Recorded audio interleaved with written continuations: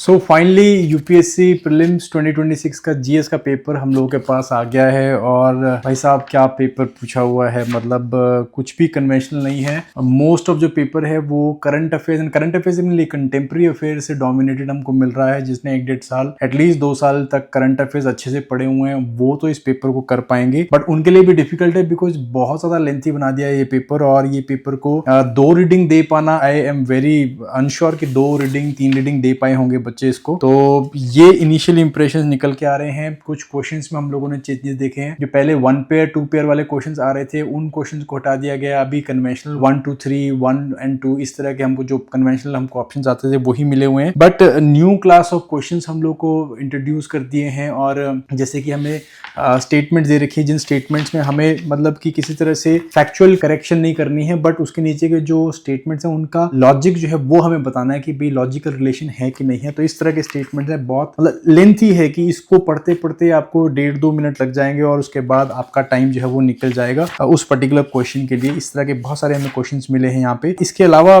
Current affairs dominate कर रहा है। जैसे मैं बता रहा हूँ, अगर साइंस एंड टेक की बात करूँ 10-11 क्वेश्चन साइंस एंड टेक के हैं। तो इंपॉर्टेंट जैसे एआई के ऊपर काफी सारे क्वेश्चन हम लोग को मिल गए और रेयर अर्थ मिनरल्स के ऊपर क्वेश्चन है।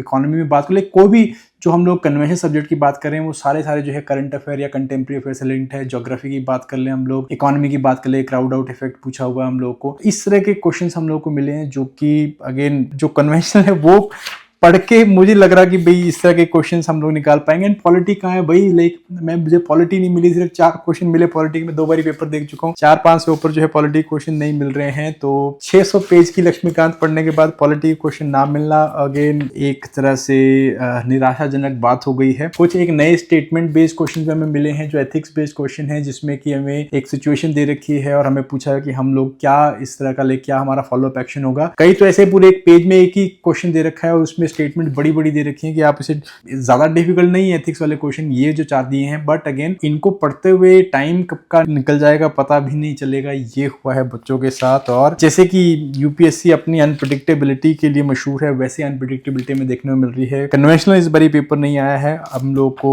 जो भी डोमिनेंस है वो कंटेम्प्रेरी अफेयर्स की मिली है। So difficult paper definitely, and this is my preliminary view point. इसके बाद थोड़ा सा डिटेल में हम लोग बात करेंगे डिफरेंट सब्जेक्ट्स के ऊपर कहां से किस तरह के क्वेश्चंस निकल के आए हैं। बट अगर आप तैयारी कर रहे हैं तो करंट अफेयर्स कंटेम्प्रेरी अफेयर्स को नहीं छोड़ सकते भैया, वो तो हम लोग को इस पेपर में देखने को मिल ही गया है।